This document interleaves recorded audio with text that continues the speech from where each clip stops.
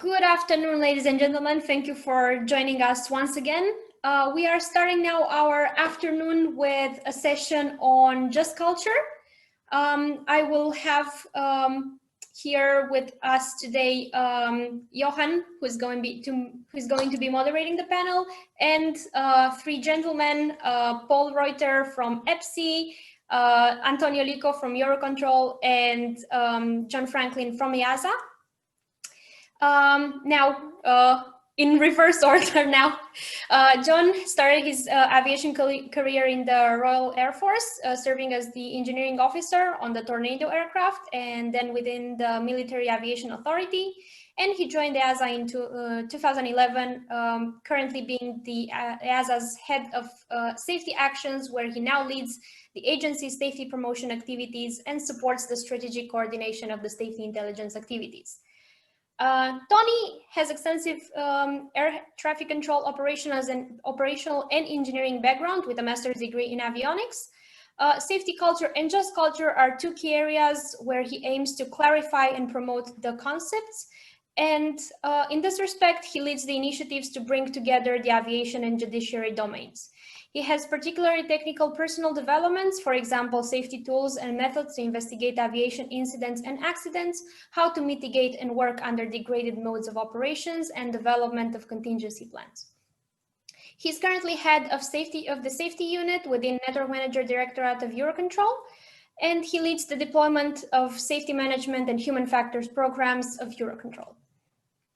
Paul has been an airline pilot since 1995, and he's currently a captain on the Boeing 737-700 and 800 for Luxair. Until 2018, he was the Director of Technical Affairs for the European Cockpit Association, and he currently is the Chairman of EPPSI, the European Pilot Peer Support Initiative, regrouping major European peer support organizations and promoting peer support best practices. Paul is also involved in the just culture aspects of safety management, and he is an IFALPA accredited aviation accident investigator. He also co-chairs on the DG Move's European Industry Just Culture Model Policy Working Group. And now I would like to give control to Johan. Thank you very much, Corina, for that introduction. And there we go.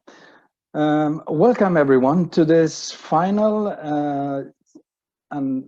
session of the EBAA Virtual Safety Summit 2020. And the topic, as mentioned, for this session is just culture, and I hope we will really have an interesting discussion and some interesting questions from you afterwards. And to start it off, quite ambitiously, I must say, in the program, you will find a session description aiming to deliver some tips and tricks on how to successfully achieve a just culture. And to do that, I believe you need a comprehension, or an understanding is a little bit too hard word, about the concept of just culture. Is it just something we need to have to fulfill a regulation in our OMA by a statement and a reporting system, and we have a just culture? Or is it actually useful in a wider scope? And since the concept actually was regulated in 2014, has it evolved and become something more important? And I hope we will touch on all of these things during this session today, which will start off by a presentation from each of our esteemed panelists, and then followed by a discussion and questions from you. And therefore, I invite you all to use the Q&A tool at any time, and we'll pick them up as we go into the discussion, question and answer phase of the session. So first off, I would like to invite John to give his presentation on just culture. Thanks very much, Johan. So welcome everybody. And particular part I'd like to touch on, obviously coming from a regulatory organization, and particularly I had quite a big role in the implementation of Regulation 376 on occurrence reporting.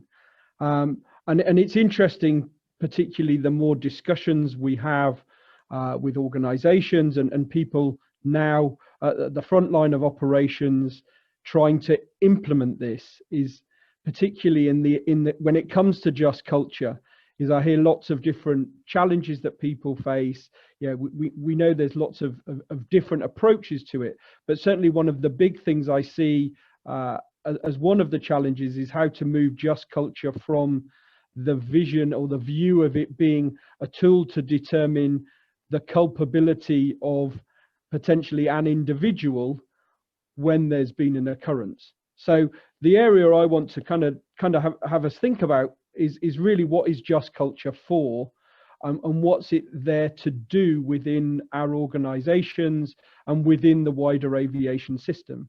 And I think it's particularly important, throughout the system, because from our side at EASA, when we build the European Plan for Aviation Safety, we rely on occurrence reports and data as a central foundation for that decision making. And how occurrences are reported really come from the just culture that exists at an organizational level. And there's a real, certainly from our side, we rely on what happens in the organizations to feed our decision making. And I think that's the same is true really wherever you are in the aviation system, and in an organization, or working across an association. And I hear lots of different questions about just culture, and Johan introduced it very nicely, is that is just culture really there just because Regulation 376 says we have to do it, and that there is a rule, we have to meet the rule, we want to say we have a just culture, and we tick the just culture box and move on and worry about all the other things we have to do, whether it's as operators or organizations or businesses or safety managers. There's another school of thought that just culture is kind of a route to decide who to blame when something goes wrong. And as I say, we get this kind of culpability approach, and you follow the path and you find out the person who was the most at fault during a particular situation, and then you use that to take whatever action is chosen against an individual and move on. Or ultimately, and hopefully it's kind of a rhetorical question, is that just culture hopefully is there to hopefully help us identify hazards, manage our risks as it exists within our organizations, and that just culture is just one of a number of tools that helps us stay as safe as possible. And I guess that's what we'll spend some time exploring, is what is the role of just culture in helping us to be safe rather than to meet the intent of a regulation. And that's kind of really what I'm here to do. Oh, sorry, went one too many. So ultimately, if wherever we are, if you're a small organization, a large organization, and then as it kind of moves up to the EASA European level, is that ultimately we want staff in the at the organizational level to effectively be hazard hunters, and without them telling us or telling the organization or the system that there's a hazard, that there's something that exists, it's something we don't know about. And there's a great picture I use a lot in certain presentations, where it's all of my holiday photographs, but they're all completely pixelated and you can't see where I am. And you wouldn't go on holiday and show all of your friends proudly, I went to all these lovely places, with a bunch of pixelated photographs.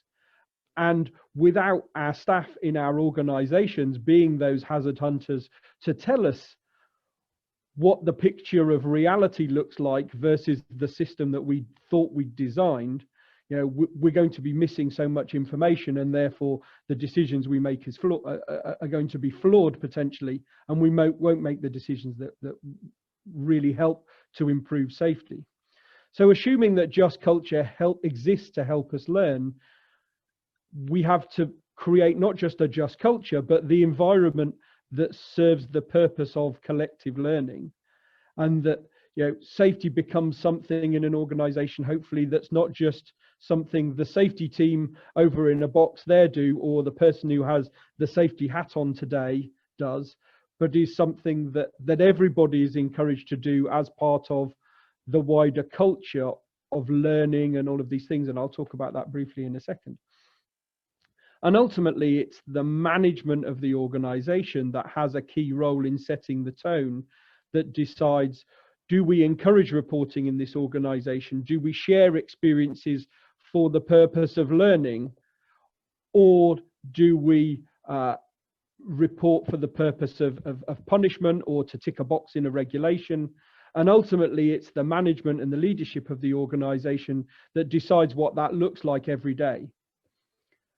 And then hopefully, when it comes to how that fits together for the organization, if we want a safety culture, then just culture is just one part of that.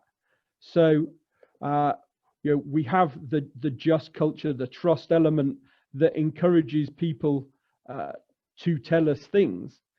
But if as an organization we don't encourage that reporting culture that's in the second cog there, then we don't have that kind of positive, that positive experience that really makes the just culture serve a purpose, which is to get the reports. And then the next part in the center there is this willingness to have that learning culture. You can have a just culture in an organization where people report things, and if people report things and never see change, and there's never that feedback, then people, effectively the reporting system kind of stops there, and people will stop reporting because the organization didn't learn.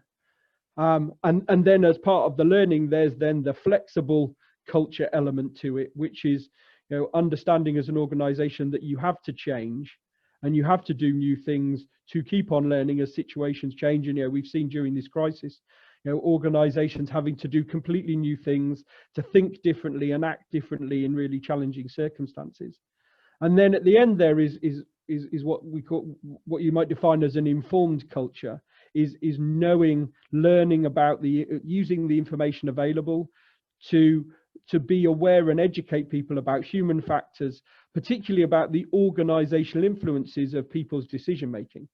So quite often what we see when it comes to just culture is people using the just culture frameworks and models to decide on how people act, or how people have acted and why, without forgetting that those people are doing it not purely because of the decisions made by themselves, but because of the conditions that the organization and the wider complex system that they exist in actually did. And it was interesting, one example we had was and it's more at a wider context than just the organization, is an EASA colleague we had here, finished from EASA and actually became a pilot, a business jet operator. He had a stop bar incursion, which caused some challenges because of the nature of the event. But actually, when you start looking at it was the wider system of the location of the stop bar, the organizational effects and impacts. And he said it was interesting, the small operator that he was in, they learnt more about that occurrence because there was more than just the individual having that event and that occurrence. So in terms of what that might look like, and just really to kind of finish by really simplifying some simple steps, that what that looks like in terms of just culture in an organization is that if you've got just culture that functions, hopefully it encourages people to report because that's part of your learning, because you appreciate as an organization that the more information you have and the more you know about what's going on, the more you can manage. And then the key part is having that, what you might call a human in the system investigation. It's not just investigating the event and the individuals involved, but accepting that they work for an organization in a wider complex system, and appreciating what external factors have influenced those individuals in what they did and the decision making, etc. There are so many examples where we put the most experienced and our best people under the most pressure, and therefore they are likely potentially to make the biggest mistakes. And that doesn't mean that they're bad people who made bad choices. They might be just people who we've put in the most difficult position where something was more likely to go wrong. So understanding from the investigation, not just what happened, but why, and what were the factors that influenced it, and then really using it to identify, so what are the improvements we can make here? And when you make improvements and when things change, providing that feedback to the people, not just the people who reported, but to the wider industry, the wider organization, so that people can see, if I report, there will be an objective investigation, and there will be something done for the purposes of learning, and look, here are our successes. And I've seen so many graphs of organizations who've shown, you can see from their occurrence reporting rate almost, where here is a moment where we chose to make a good decision and we promoted the impact of a fantastic improvement that we've made because people told us something. And you can see, I've seen it in so many organizations where the reporting then goes up because people feel more confident about talking about things. So that's what that might look like. And I guess the final thought I would kind of leave you with from my side is what happens in your organization. Do you have a process that looks a bit like that last slide? Do you encourage reporting for the purposes of learning, or do you do that for the requirements of a regulation? And I appreciate maybe one thing, particularly to finish from our side, or my side as a regulator, is that there's a lot we can do as regulators to help you do these kinds of things and help move from just culture being just a tick requirement for a regulation to encouraging learning. So I appreciate we all have a part to play here, and hopefully as regulators we get better at doing our bit in that too. Thank you.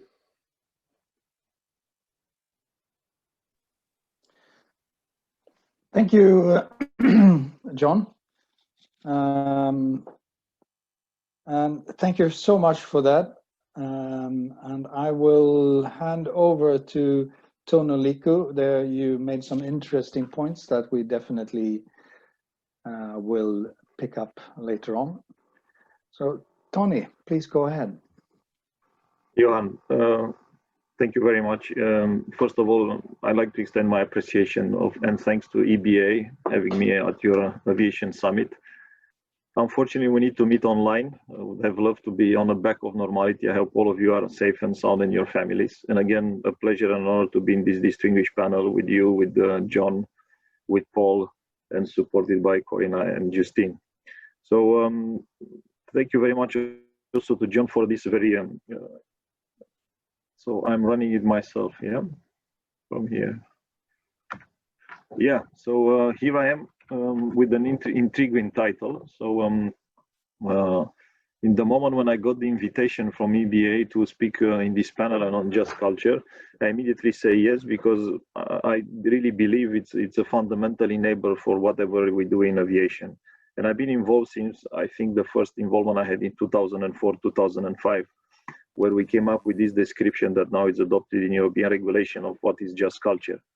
I also assume that you in EBAA, you are an audience that knows just culture inside out. So I just wanted to come with something new, which is in the elements, toolkits, deliverables, called and that we are building to try to keep the conversation going on about just culture at all level.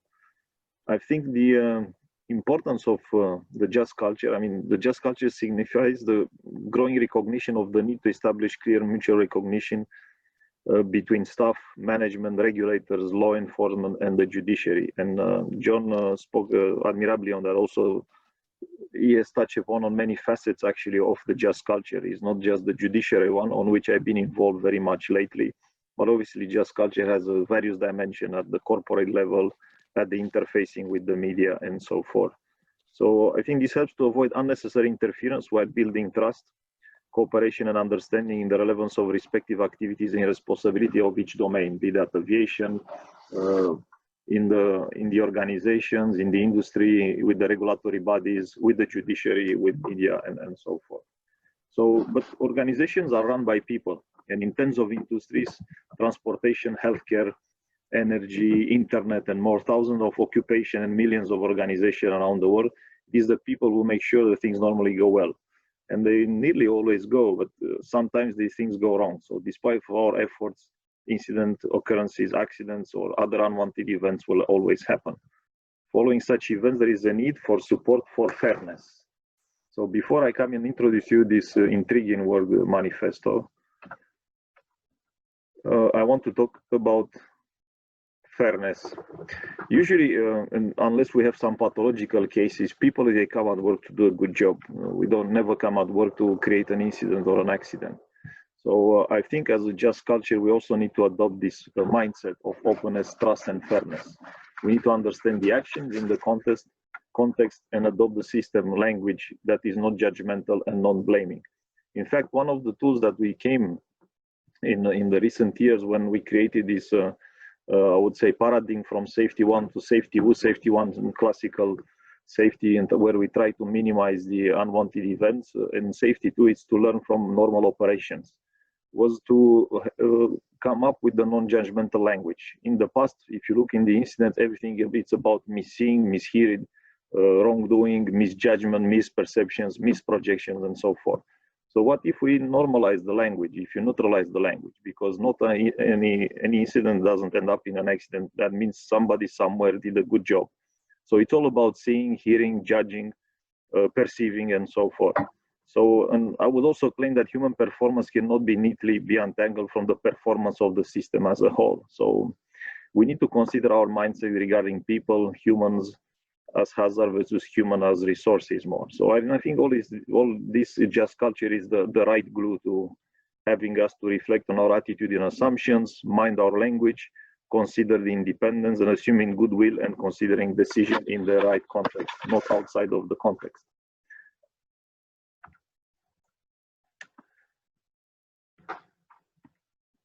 What is a manifesto? I wanted to come here and speak on something new rather than previous and past initiatives. So this is something that we launched at the end of this October at our annual conference with the judiciary and other industry, learning across the industry. Will speak to all people in all industries at all levels. What is a manifesto in itself? So manifesto, it's a word that has certain connotations. It comes from, Latin, in fact, with Italian and English. It's something that is easy to be perceived, to be recognized. Is a statement in which someone makes his or her intentions or views easy for people to ascertain. Perhaps some of us are, making the connotation with the famous Communist Manifesto written in the past century. So, but in essence, it's a public declaration of intentions, opinions, objectives, or motives. It's a written statement of beliefs, policies of an organization, and a public declaration of an intent explaining why you do what you do. Of course, we're not inspired by the Communist Manifesto, but by other manifestos. And our inspiration came from the software industry, actually. So we came across in our research of how other industries are dealing with that. And it comes from Agile Software Manifesto. If you see today, everyone speaks about being agile in developments, in quality management, in everything we need to do. But very few people, I think, they understand what is software agile. And that is reflected in their manifesto. I think if you read that, it's amazingly inspirational. And in fact, it's what we did, and we created the Just Culture Manifesto based on that. So it's not what is not a manifesto, and certainly what is not software agile manifesto. It's not a methodology. It is not a specific way to develop software. So in parallel, is not a methodology. The Just Culture Manifesto is not a methodology for Just Culture. Is not a specific way to develop Just Culture in your organization, and is not a framework or a process. But what it is, it's a set of values and principles. So building on that, I want just to give you the few ideas what is in that manifesto. In fact, the goals we have 3 goals there. The main one is to articulate a vision of Just Culture that connects with people from all industries across the world. So speaks to all people in all positions, frontline support, specialist management, industry, departments, justice, and so forth. The second one is to speak with, not just to engage, speak with these people, and in their roles bring their contribution to the just culture cause. And when you start opening with them, and my experience in the past years with the judiciary world is very positive. Of course, there will be exceptions in the judiciary world, like we have exceptions in aviation. But I have yet to come across a prosecutor that still doesn't resonate to the principle of just culture. Provide the framework, and finally, the third goal is to provide the framework for other people to advance the vision of just culture. What do we have as a principles?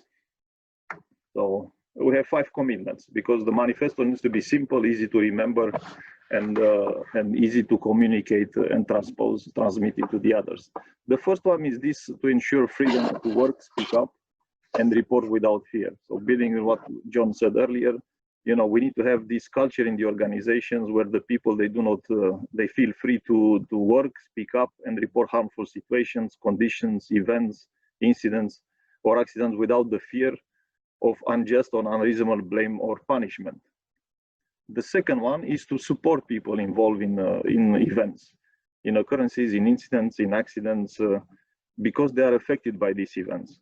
This is the first priority of any unwanted event, is to take care of these people, the support, and the first priority should be to, in fact, to turn these investigations into a learning experience and in a positive one, rather than a negative and a fearful one. The third one, of course, is to do not accept the unacceptable behavior, because just culture is not a blank check. You cannot give a blank check to everyone to behave unacceptably. So gross negligence and willful misconduct are very rare, but cannot be tolerated, of course. Then moving through how we look at system rather than people, again, I have an easy job for what John already said ahead of me, is to take always a system perspective. System must be considered in the context of the overall systems and not in isolated individuals and parts, events, or outcome. So the system is the main influence on performance. And finally, the one that I like most is design a system to make it easy to do the right things. And I would say is also design systems that are very difficult to allow us to do wrong things or catastrophical things. So now, of course, now I think we have also a poll, if you can launch it on your side, Johan, sorry. So the first question that I have for you participants, which of these 5 commitments are you ready to support? And you have there the 5 ones, and also an options where you can support all of them. So let's open the vote.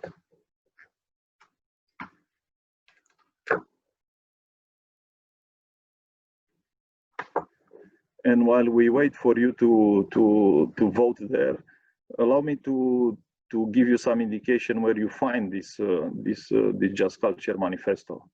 So obviously, in one of the products that we developed for Just Culture was a Just Culture repository to collect best practices, guidelines, toolkits, and things like that. And we place it on our, safety knowledge platform that is Skyberry. So there it is easily to arrive. You go to Just Culture Manifesto, and then you search for it in the search engine there, and you immediately arrive there.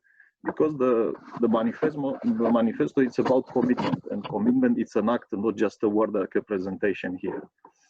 And we invite you all to support the principles, of course, if you believe in them. And I think it will make a big difference to go through all the grassroots of the industries in all countries and all occupations. So can we have some answers to the poll?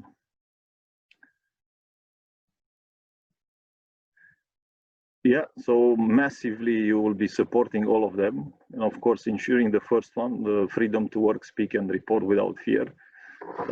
Of course, some are, in the design ergonomics, but what is very much in and relevant, and actually is very impressive that it's a vast majority that you are obviously in support of all these, 5 commitments. Right, and I think it's time to have a second and last poll. before I pass the floor back to Johan to move to Paul. So now the question, are you ready to sign up the manifesto? So let's launch on your site the voting. While you are taking your time to answer to that, I had a question in the recent days. I said, look, is it a personal sign up, or the companies or the organization can sign up? A few years ago, we had a very powerful initiative, which was the Declaration on Just Culture, issued by the European Commission, supported by EASA, and signed by many organizations, including EBAA.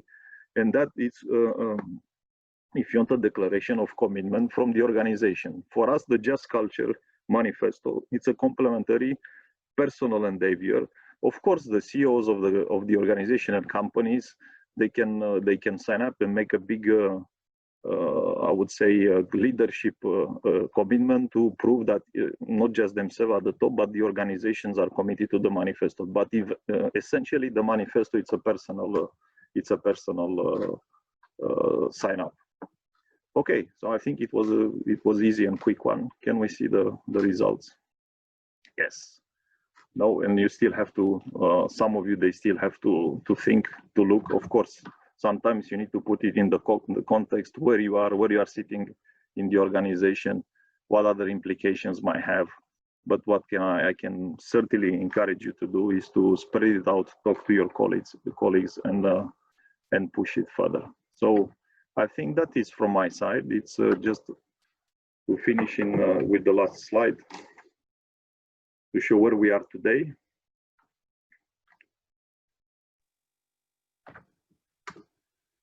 So this morning we were at 432 signatures from all over the world. You see there's an interactive dashboard with where are the countries these people are coming for. So thank you very much. Back to you. Thank you so much, Tony.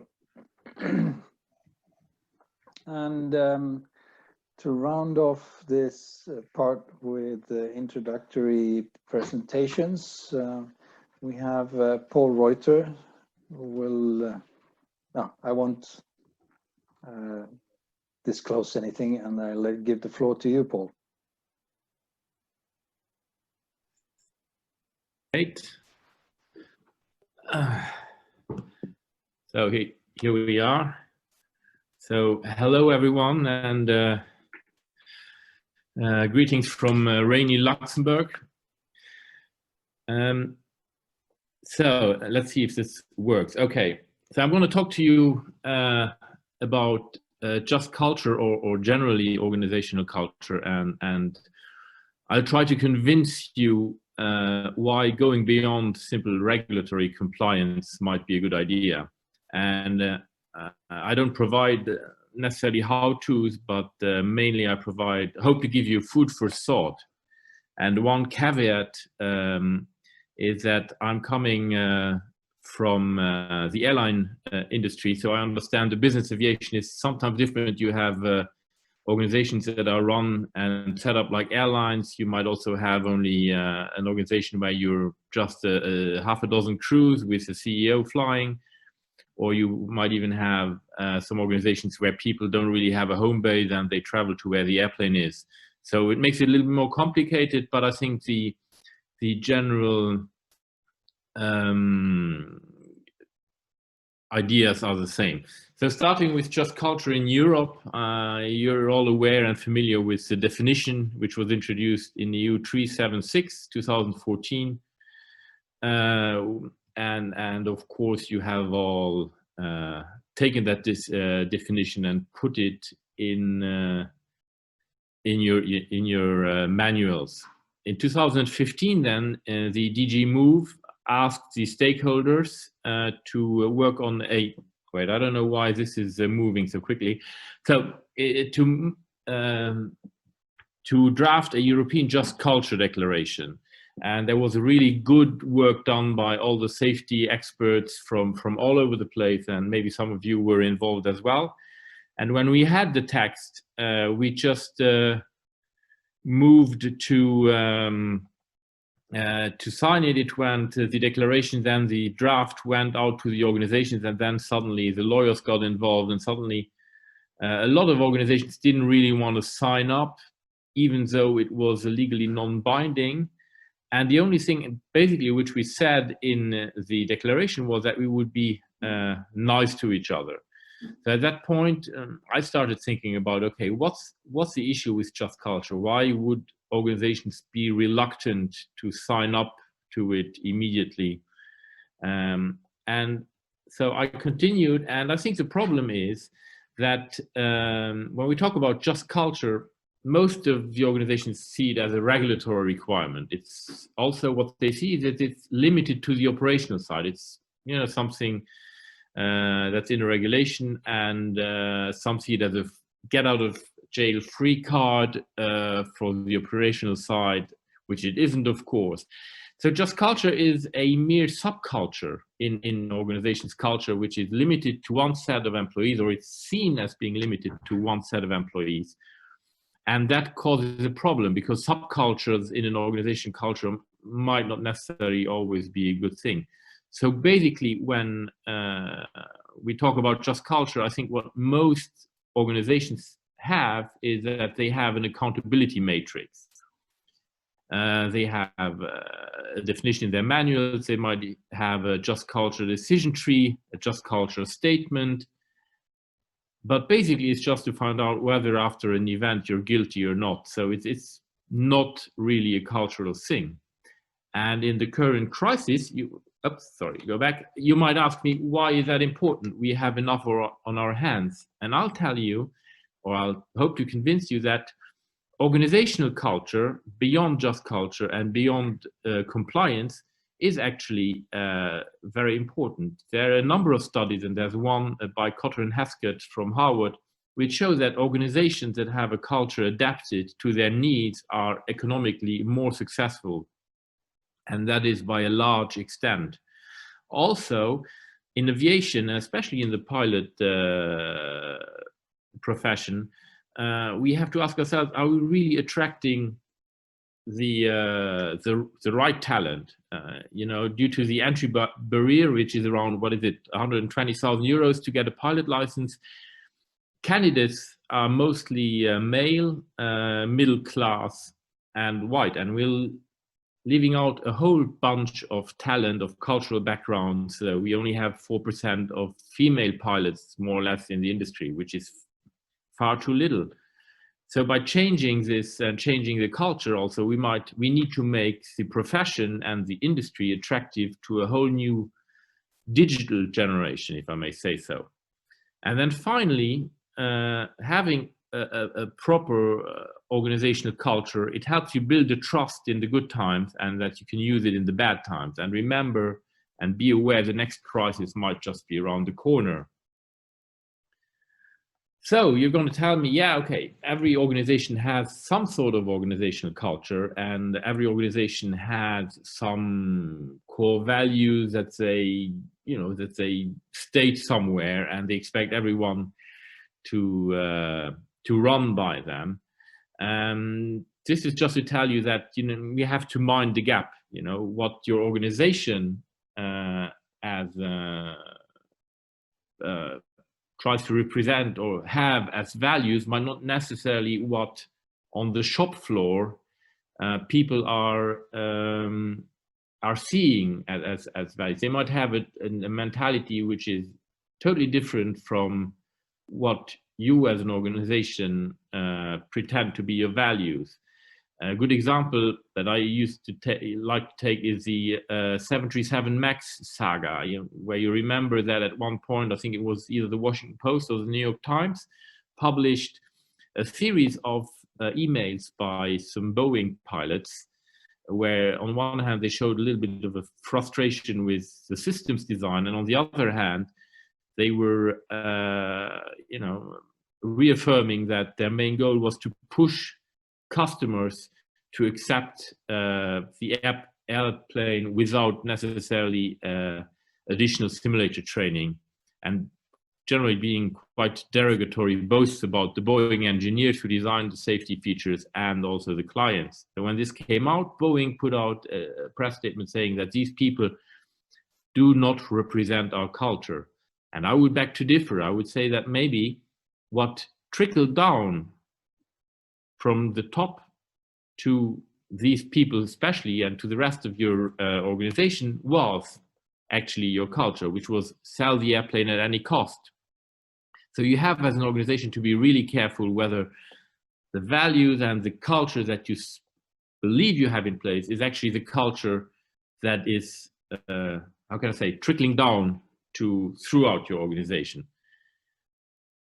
So what we miss in all this in aviation is that we work in silos. We have CRM, we have now peer support, we have human performance, we have all these things. We're used to checklist work. We're used to some very procedural things. And when it comes to culture, what we fail to see is all of this is connected. You know, culture needs to be part of your CRM training. Culture needs to be part of how you do business, and it's all connected. It's one, and in the middle there's the human element, and the goal of your organization's culture needs to be to motivate your human element so that you get the best performance out of it. So what is it that we are missing? When you look at the initial definition of just culture by James Reason, he talked about an atmosphere of trust. And that atmosphere of trust in today's lingo would be what we call psychological safety. Psychological safety is a shared belief that the team is safe for interpersonal risk-taking. It's basically, it means that in a psychologically safe environment, as a member of a team, you are allowed to be vulnerable. You're allowed to make mistakes. You're allowed to say, I don't know. And from that stems a whole of other couple of prerequisites, which basically in the end also, in a psychologically safe environment, it's safe to challenge the status quo, which is where you want to, which is what you want to achieve. Because when you start in an organization being able to challenge the status quo without fear to your personal reputation or to your personal career, innovation happens. That's where you change things, but you can start to delve into what it is that you need to become more resilient and more competitive. So some of the core issues when it comes to shaping your organizational culture that you might want to look about is one of them is the values. You know, culture is a system of shared values and beliefs that leads to shared accepted social behaviors and norms. So you need to think about what are the values as an organization, and are these values credible to your people? Are they mere slogans, or are they lived and felt throughout the organization? And that's the most important thing also with just culture. Can you articulate how your values matter in the context of your daily operation? That is a very important part. Your staff needs to understand these values, and they need to make sense for your staff in the environment you operate in. And then finally, for an organization, values are never optional. Meaning that if you have values, and I take the values of my company, which are passionate, caring, responsible, you know, your customers, when there is an issue, need to feel that your company is passionate, caring, and responsible. And in the same way, members of your staff, when they have an issue, also need to feel that they get treated in a passionate way. So it's very important that your values in an organization make sense, and that they are lived throughout the organization, and that makes them credible, and that will engage your people and your customers, hopefully, to achieve success. So another one is we need to look at leadership, and leadership does not necessarily need to come only from the top of the organization, but leadership should also trickle down. And everyone in your team, in your organization, can and should be encouraged to show leadership in their daily work. I like this definition as ethical leadership, which is from James Comey, the former FBI director. And it says it's about understanding the truth about humans and our need for meaning. And it's about building workplaces where standards are high and fear is low, where people will feel comfortable speaking the truth. And to me, that encompasses what I would say an ideal organizational culture. It has all the elements that we need in just culture, and beyond just culture, it has all the elements where we can have people perform to the best of their abilities.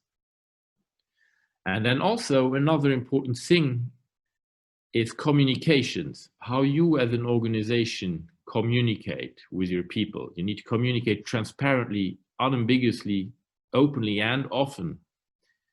And also you can be candid, and you should be candid with your staff about your challenges, about the concerns, about the challenges the organization faces.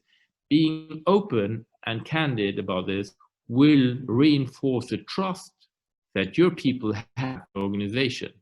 And communications happen in a lot of settings. It's not just emails and memos.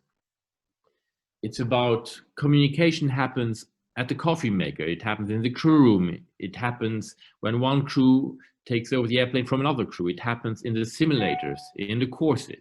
So all of this, you need to be your people, and you need to be aware from the top down that communication is so much more than just emails and memos.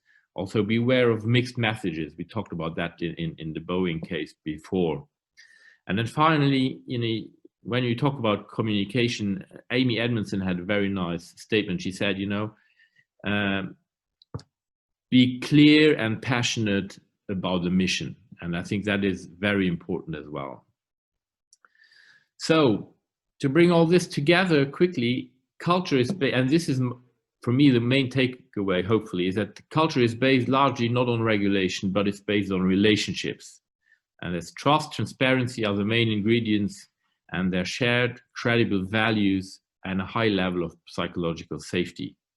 And then finally, and this is just, Just Culture Plus, it's just a tongue-in-cheek way, but we're working in a small team on seeing whether we can find a definition that is more adapted to the organization than just a definition of just culture. And we came up with this, and it's still, we're happy to hear your input. It's a culture where motivation and safety conscious behavior occur as a consequence of psychologically safe work environment, where values and goals are clearly articulated, and where trusted and empowered staff willingly show discretionary effort in order to lead the organization to success. Because I believe that if we want to make just culture and keep just culture relevant, we need to go beyond the safety aspect of just culture and of culture. We need to engage the whole organization in what we believe just culture is, or a culture that is just is.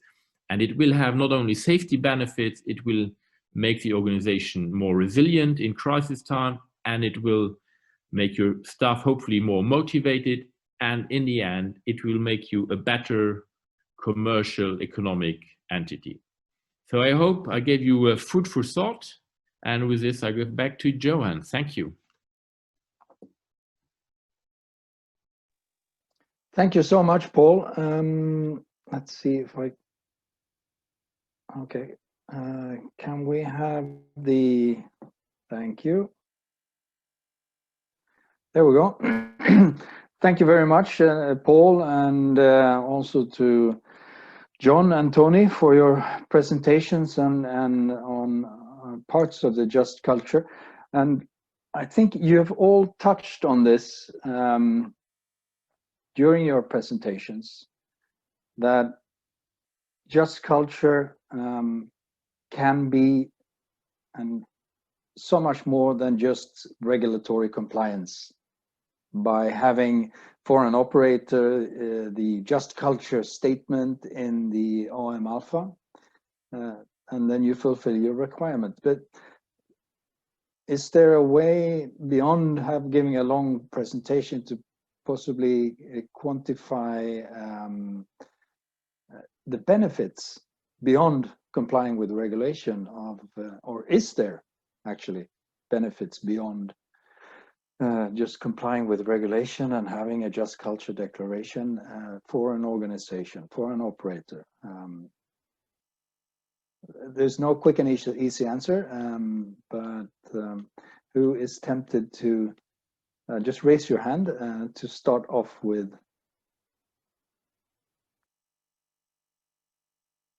Paul. Yes. Well, yeah, of course there are benefits, and you know what I found out when I delved into the subject is that there's a lot of other industries where we see the benefits. For example, in Google, the way, I mean, it's a different industry. It's about motivating creative people to give their best. But still, it shows. I mean, it starts with, I think, their Alphabet project, and they have created an environment for creative people to enjoy giving their best for their organization. And there's a number of other you see in high performance sports teams where they start on also not only the individual mental resilience of their athletes, but also on how they build a team and out of a whole organization which has one goal. There's many proofs in different kinds of industries that show that beyond that your culture as an organization can help you be more successful also economically.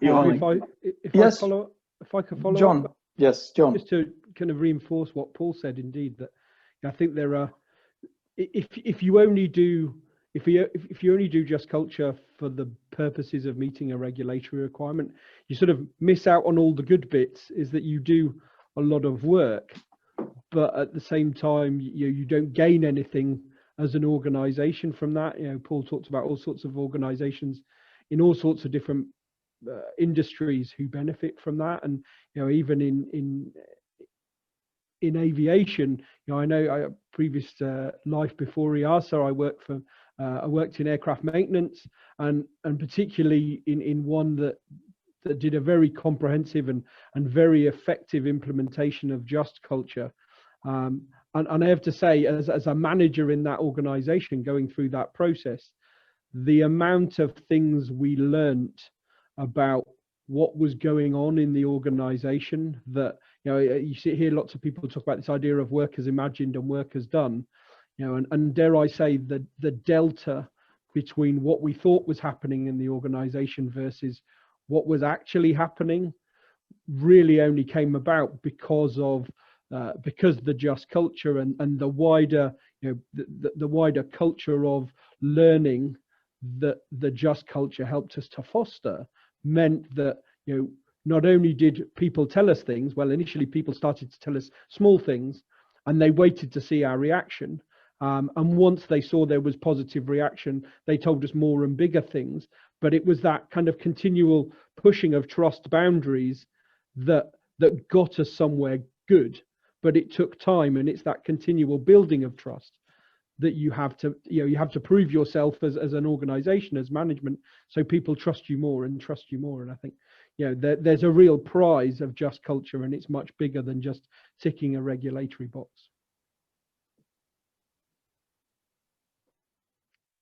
And Tony.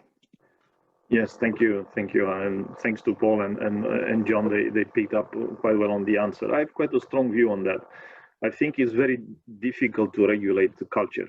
I mean, you can have it in the regulation, but even if you put it, you cannot tell an organization from tomorrow you have culture or just culture or safety culture. I think it's an amazingly bold movement from EASA and Commission to have it in the regulation, because have it in the regulation puts it on the radars of the organization, of the industry, of the regulators, and so forth. But I would, to be provocative, I would say there is no learning without just culture.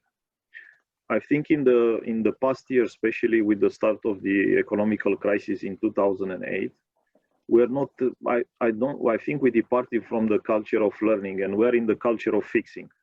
So whenever we have an event in our organization, we are rushing from all the departments and try to come up with the root cause of that occurrence and start building up recommendations, and that we proudly monitor at board level, at oversight level, and so forth. But that is not learning, that is fixing to me. I think without the just culture, we don't have the environment where this the people can learn from this, and they will otherwise we are just focusing on fixing things. Thank you for those answers, and it goes beyond of just definitely having fulfilling a regulation. And a question for John and regulator, and it also relates a little bit to one of the questions that was put in by one of the audience. Has just culture been successful as a concept? And the question I like to ask you as a regulator, just culture is not only for the operators, it's also for the NAAs, and how have the different states, EASA states, embraced the just culture? And we can see in the chat there is some states that does not always embrace it, or in practice embrace it. So has the just culture concept been, is it successful? I think it's successful in a sense, and particularly when I talk about the context of the national level, it's still a work in progress. I think particularly the regulation itself, as you say, it's a bold step to have it in the regulation, and the focus of the regulation so far is people working for organizations. But one of the most, we've seen some of the questions, and it's something I think I might even have talked about a little bit at the summit last year, is the context of actually one of the biggest things I think people have had to learn, particularly in a regulatory context, is actually just culture is equally about the relationship between the regulator and the organizations, and the regulator and the individuals either in those organizations, or between the regulator and, if I take the general aviation community, or private aircraft owners, etc. There are some well documented cases I know from particularly the long distance past, where a general aviation pilot has some kind of incident, or a pilot has an incident in general, and somebody in the authority famously stands up at a conference and says, the next person that does this will have this happen to them. And amazingly everybody looks surprised when the occurrence reporting rate from a particular community suddenly drops through the floor, because there's no trust.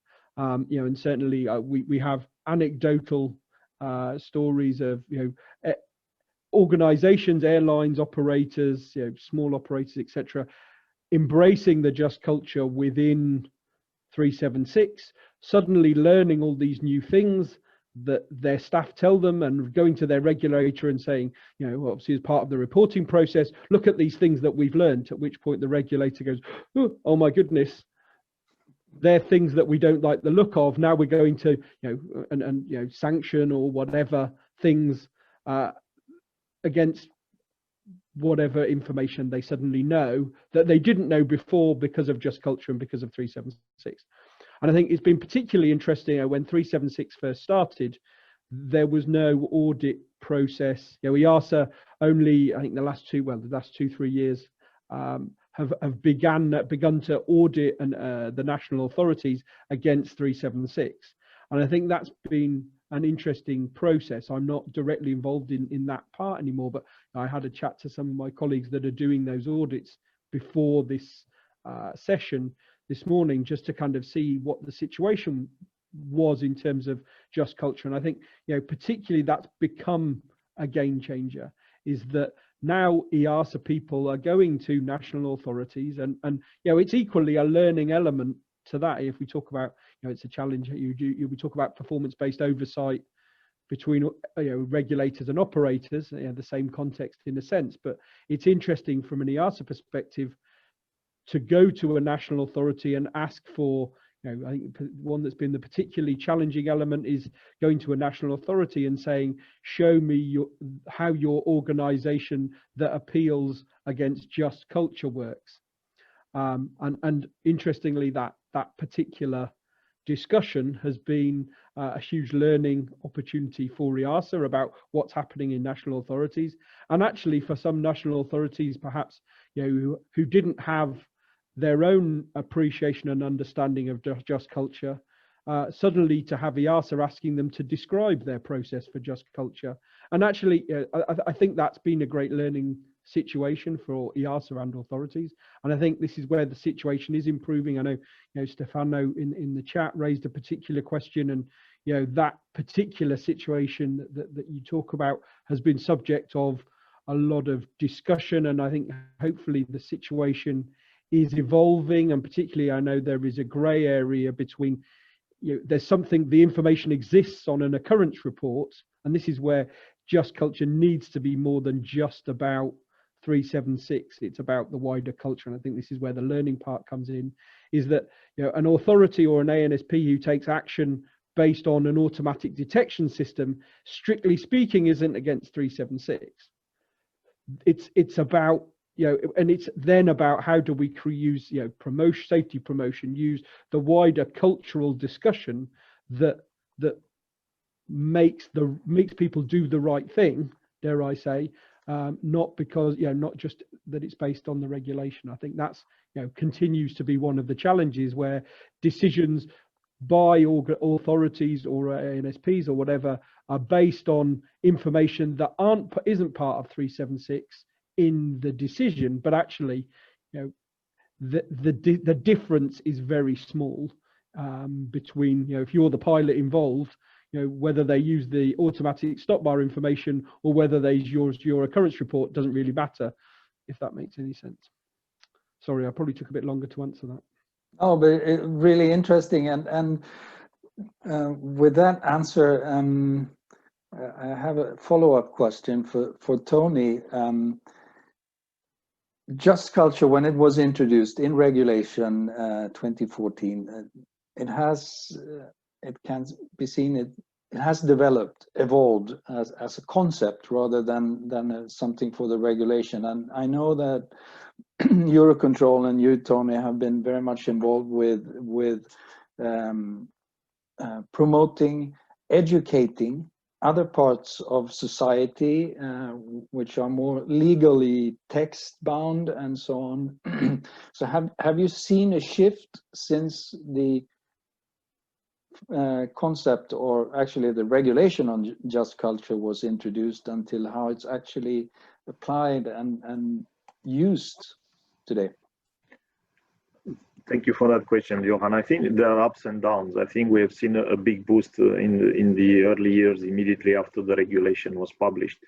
I think there was an emulation and emotions in all the companies, I think at some national levels, because 376 requires a just culture committee that is the guardian of the principles at the state level, and then organization they have cascaded inside their organization. For some has been a difficult journey, and although we are claiming we are champions of just culture of Eurocontrol, we had a difficult and long journey with our social partners to develop that internal just culture committee for various reasons. I think it's a bit easier in operation. And it's a bit more difficult if you try to engage and I mean operations, I'm including engineering there. So for the people who are sitting, on the in Eurocontrol, we call them corridor people. They're not people from the ops room or engineering room. So and it took us some time, but we are there. And I think there were ups and downs. There are countries which are leading the platoons. There are others which are at the back. I think Commission has issued a couple of infringements with a couple of states that have not moved in setting up this National Just Culture Committee. And in there, it has to be a cross-society composition of this Just Culture Committee, and where our effort started. And thank you for being, Paul as well, you've been part of that journey. One of the things that we wanted to do when we crossed the bridge with the judiciary was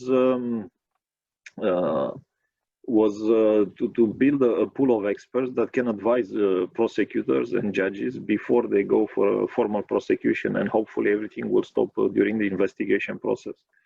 And this year we have the first list of pilots and controllers that are available. Of course, states and judiciary can make themselves available, take other experts, but what we confirm and we validate that these experts are good experts. They've been trained, they are good communicators, they will explain aviation in, one of the public prosecutors, Sara Panelli from Torino, she was telling me once, when you tell me and explain why you are controlling, how you are controlling, or why the aircraft is flown like that from the pilots, it's like explaining somebody with the kid at school in primary, because they are not experts of any domain, they are experts of applying the law. So I think it's heterogeneous answer. So we've seen,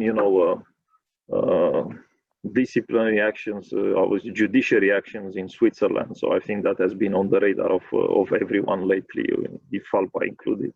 We have seen the conviction in Russia. Of course, Russia is out of our reach, but Switzerland, it's a member state. But there is a campaign there, because actually the prosecutor who has been involved in one of the 3 cases in Switzerland has passed through the Just Culture course of EUROCONTROL. And in fact, at the judiciary advice, there is a huge campaign in Switzerland to adopt the legislation. And if the legislation is changed, I think the way how they apply the law in Switzerland will be different as well. But, sometimes we are more worried it's a bit like, justice as imagined versus justice as done, when justice can be also what happens at the level of organizations and companies. And there are some good questions there. I've seen someone raised by Paulo November, and it will be interesting to have some time to discuss on them, because that cuts across a large spectrum, and I think including how the COVID, what impact it has on us. But I'll pause here and pass it back to you. Thank you.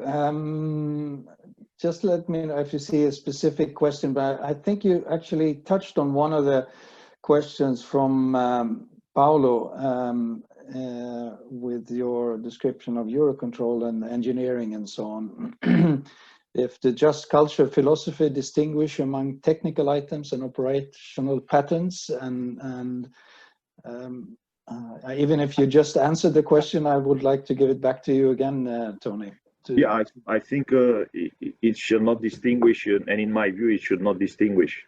Again, I think we need to, when we look at the events through the lenses of just culture, I think we need to look at the system in itself, not dividing the system. Oh, we look at engineering, we look at the ops, we look at people, we look at the procedures. Our aviation industry is very complex. It's a complex system, and it's not anymore causality that can work. It's an emergent phenomenon that we see everywhere.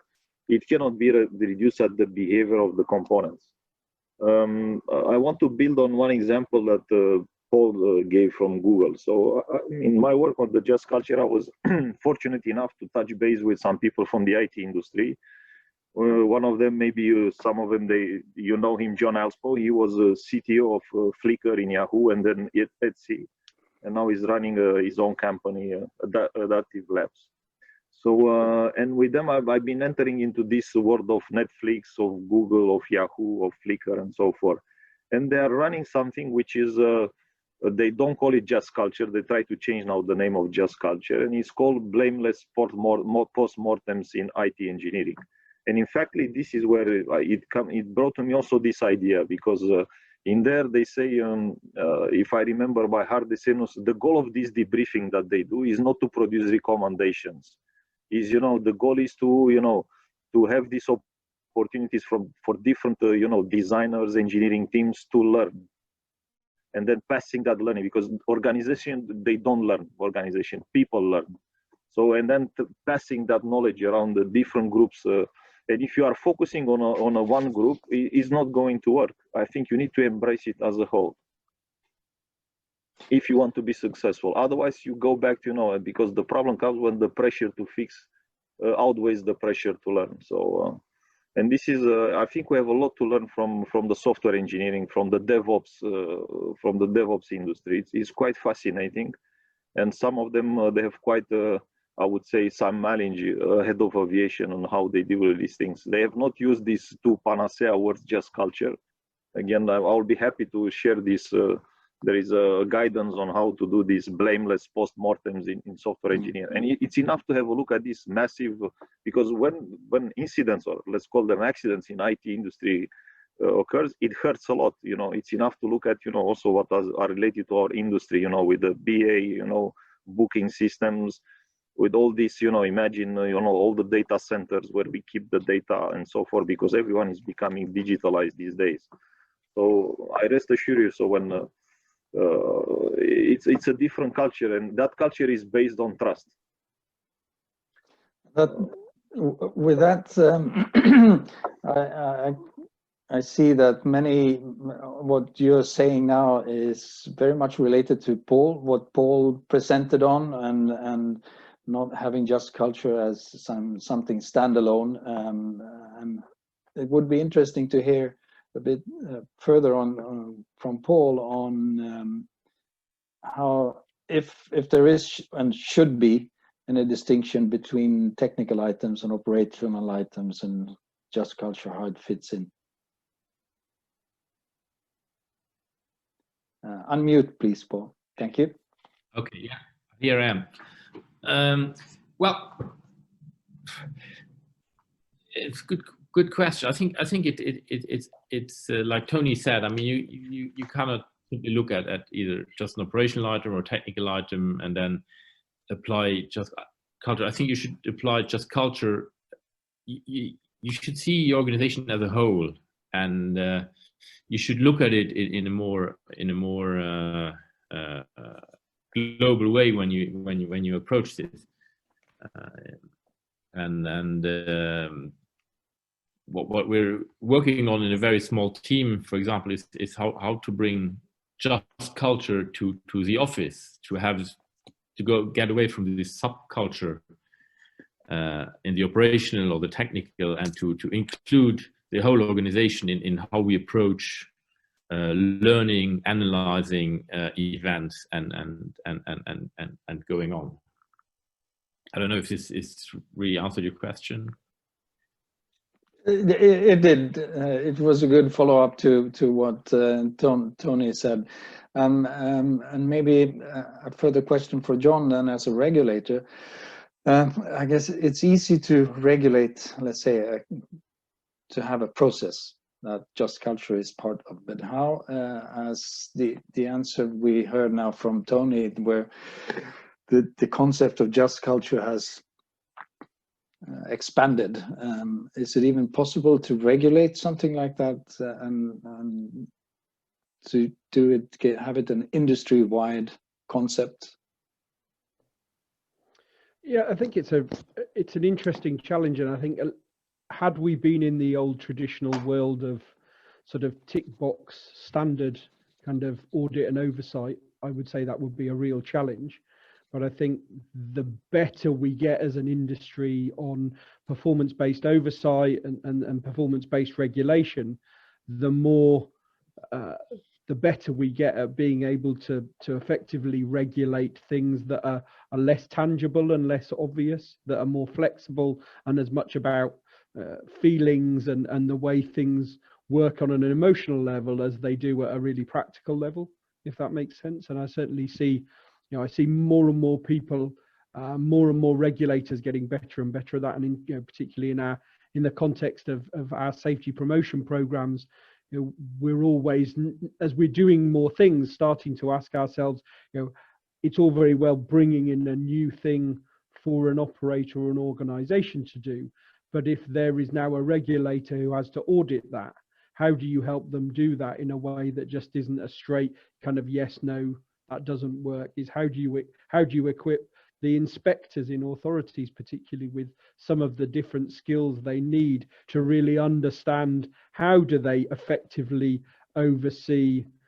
these things that are a bit more fuzzy and kind of outside the traditional comfort zone of the audit process. So yeah, I think we're getting a lot better at that. I think it has to be possible, because if we see it as Paul said and Tony before, we see it in other industries where it works and it's effective, You know, how you do that, you know, how we evolve as regulators to monitor and oversee that effectively, I think, you know, is going to be a great step forward, and it's already starting to happen. I think Paul has something to follow up with there. Yeah, Paul. Yeah, if I may add, it's I don't know if we need more regulation. I don't think so, because, you know, if you have more regulation, you know, we're coming back to the same. You know, we're coming back to compliance, and what we need is commitment. But I think the regulator has a very important role to play, and what I see, for example, in peer support, where there's a regulation, but on the other hand, also EASA is really going out of its way, and I can thank EASA for doing that here, out of its way to promote best practices, organize workshops.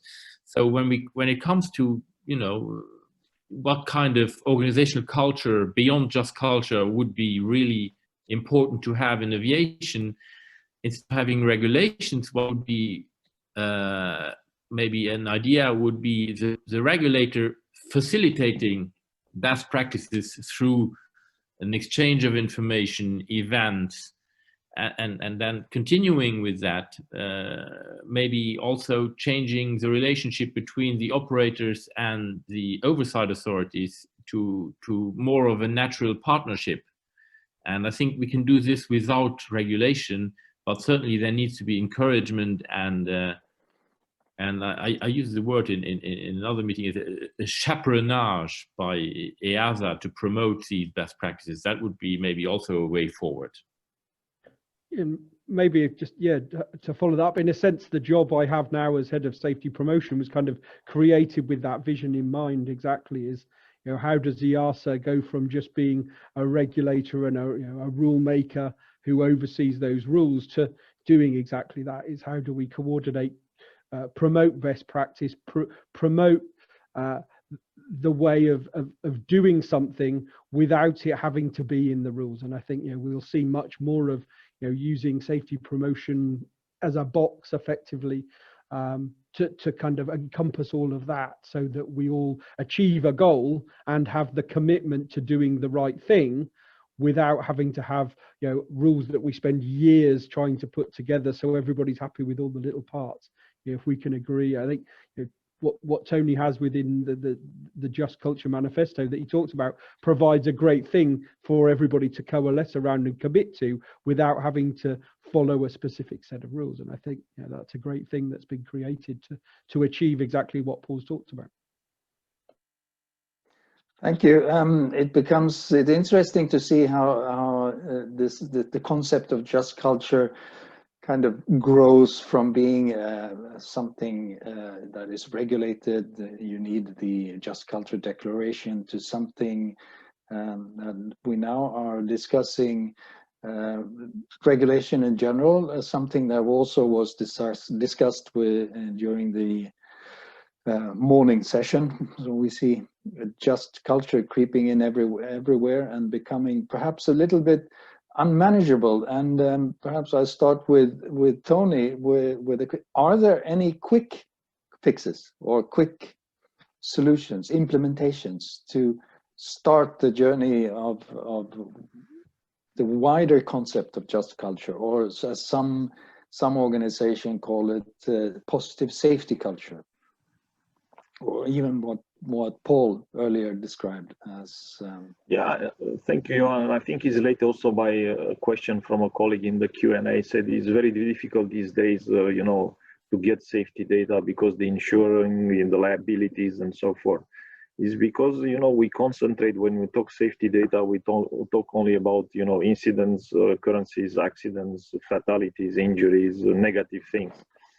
I would like to challenge that, because, you know, also with the, you know, all the massive IT capabilities that we have today, we can learn from all the other parts, because in aviation we have very little negativity, and it's like we will like to learn, you know, from our, you know, the most miserable events in our life. Imagine, and I want to be provocative now. Imagine you want to learn to play golf. So would every one of you buy a book is how to play golf with the 10 or 20 worst players? No, I think you would like to learn to play golf with the 10 or 20 best players. And I think it's also because traditionally, and I think I'm not advocating to abandon the looking at incidents and negative events, because it's important to mitigate this, to do the proper risks. But we left untapped a treasure, and we are not learning out of that, or not enough. And I think if we will present this image of safety also on the, if we look into the pie chart and you see a very small slice which is red are the negative events and all the rest is green, I'll say the green is big because that represents safety. I'll say the other part represents rather unsafety than safety. And we do not have enough resources these days. It's related to one of the other questions, you know, with the COVID. We have less and less resources because we are all losing feathers. And we need to, you know, to ensure still compliance, do some improvements, and there's very little left to look at positive safety and how to learn, you know. And I think also that comes from the thing that when we look for the, I don't like to call them causes or root causes. When I look for the explanatory factors of an occurrence, let's take also the big accident, we tend to think that something out of extraordinary happened there, and it's not, you know. Success and failure, they come from the same source. It's ordinary work. So that's why we need to take the system as a whole and focus not only on failure, but how everyday performance vary. And the success to start there. If you have a good champion, which is a believer in the just culture in the organization, give him the task and small resources to start from that positivity, and then includes the negativity with that as well. And I think this is how it's going to work. Otherwise, we are in a tendency, you know, to create another dashboard of, you know, from events, from, you know, phase of the fly or the time of the operations and so, and that is not promoting the culture. But having that champion, which is a peer recognized, in, you know, well respected in the organization, and that will move it forward. Otherwise, I'm afraid there will be a lot of people questioning, why do we do this now? You know, what is this very, you know, complicated and ununderstandable just culture, and so forth. So this is how I will start it. And this is in fact what unlocked the conversation inside EUROCONTROL.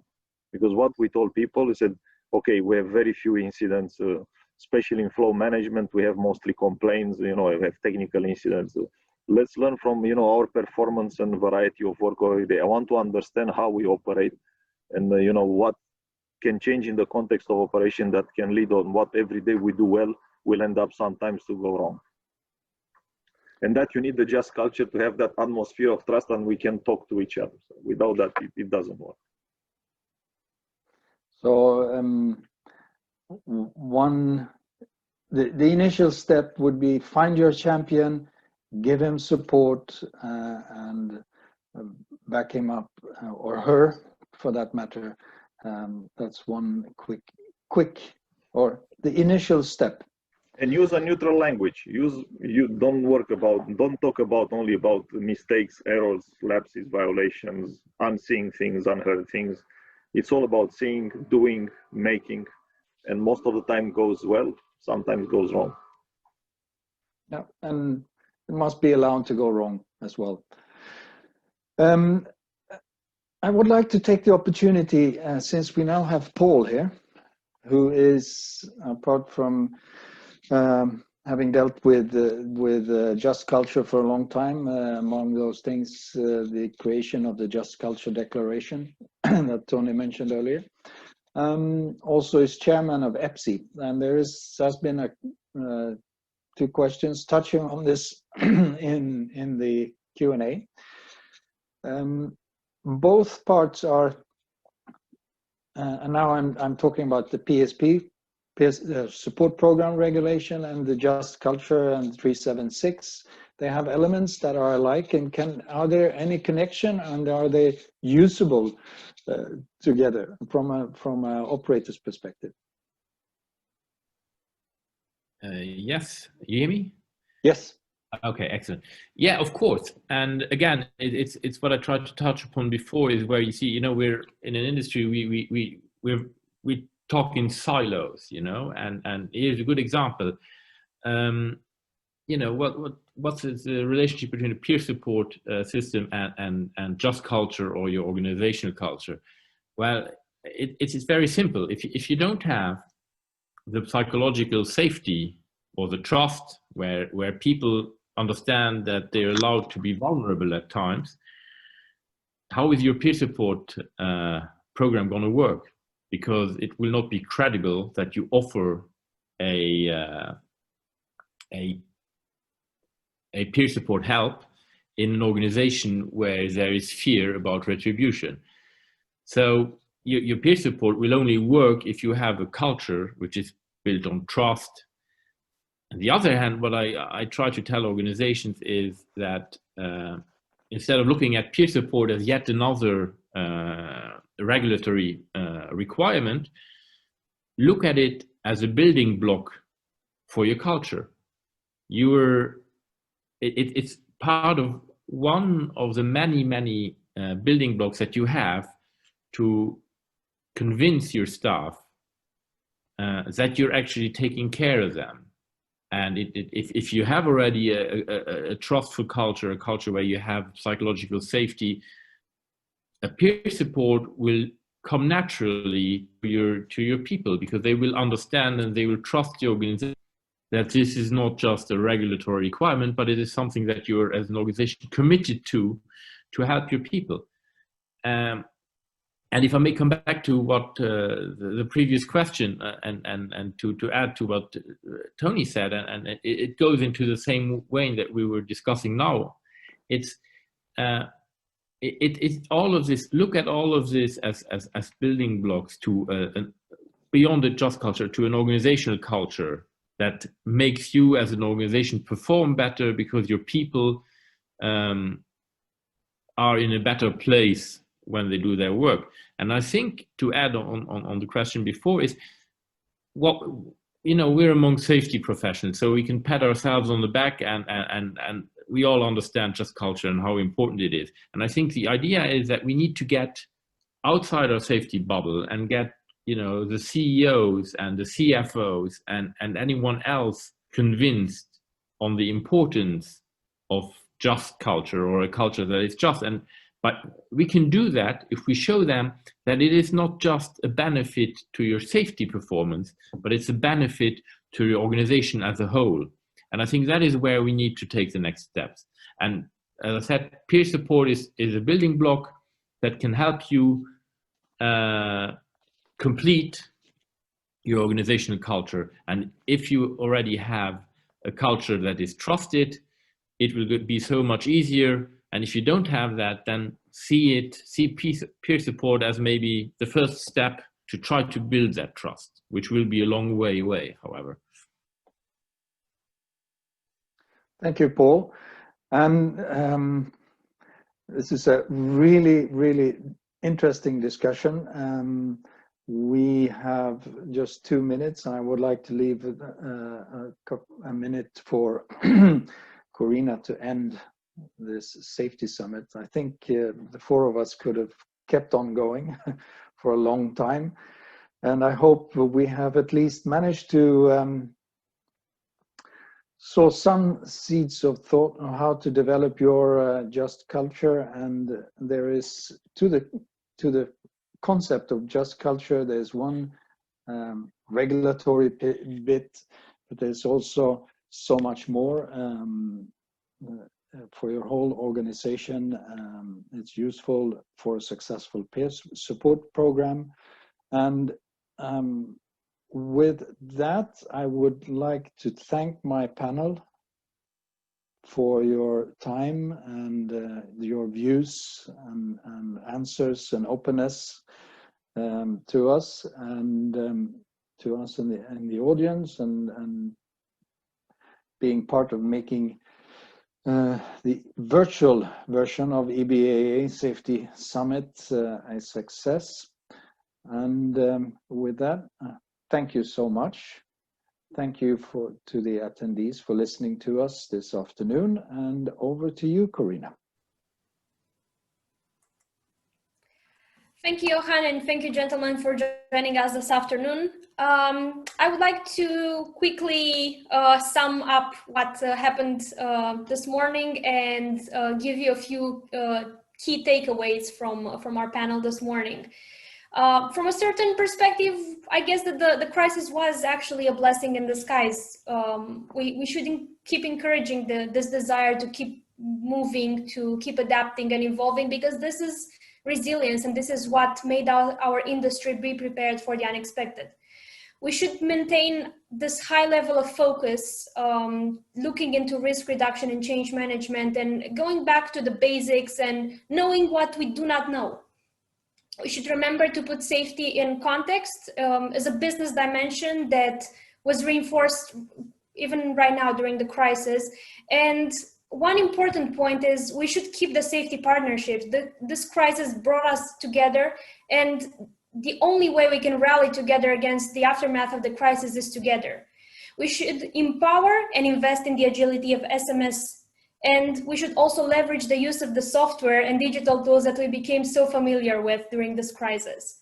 Now, I would like to remind you once again that if you have any additional questions, or if we did not manage to get to your question during the summit, you can write to us at safety@ebaa.org. We will either try to answer ourselves, reach out to one of our speakers, or point you in the right direction for you to get the answer to your question.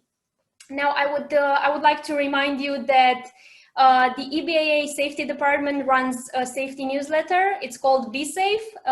You can subscribe either by going on the EBAA website and finding more information, or just by sending an email to safety@ebaa.org. And I would also like to thank you very much to our three main sponsors, Bombardier, Dassault, and Gulfstream. Please don't forget to keep an eye also on Bombardier's news for next year's Safety Stand Down, which will be their 25th anniversary edition, and also have a look at the recording of last month's Safety Stand Down. Now, I would like to conclude by thanking once again our speakers, our attendees, our sponsors, our team. I would like to also encourage you, like Tony was saying, to have a look at the EUROCONTROL Just Culture Manifesto and hopefully sign it. And please check our website for other events. EBA runs regular events, both online and in person, hopefully in person soon. And follow us on social media. Thank you once again for attending, and stay safe, and see you soon.